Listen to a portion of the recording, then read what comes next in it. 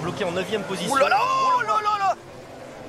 Oh là là là là, le tonneau de Dorian Boccolacci. Quel accident! Qui a littéralement... il s'est envolé, alors là il a fait non. Interruption de course, je pense. On est dans le dernier tour. On espère pour lui qu'il va donner tout de suite premier signe encourageant, mais c'est vrai que l'action était impressionnante. Alors on est un peu sous le choc, là, dernier virage et la victoire pour Raoul Ayman, le Sud-Africain, et la deuxième place magnifique de Giuliano Alesi, premier podium en GP3 pour le jeune Français à 17 ans, une course magnifique. Alors que ça y est, allez, on est rassuré, Dorian Boccolacci est descendu. Ah, c'était très impressionnant ça.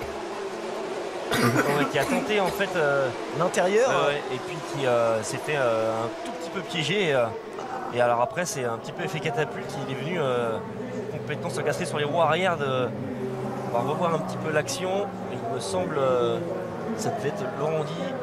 Oui, avec Laurenti, tout à fait, avec Alessio Laurenti. Et donc la première victoire dans cette discipline pour Raoul Ayman, qui a vraiment mené cette course en patron, jamais inquiété, même sous pression avec Giuliano Alesi. Il n'a pas craqué le Sud-Africain, alors que regardez, on le voit.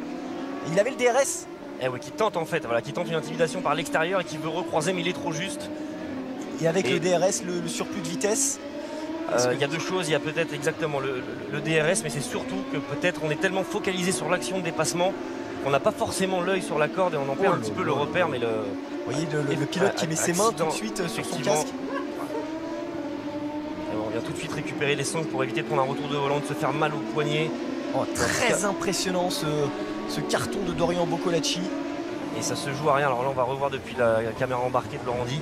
Ah, c'est clairement une erreur, hein, malheureusement, du jeune Français. Et on le dit, ça se joue à rien. Il perd peut-être son repère de freinage, tellement concentré à bien se décaler.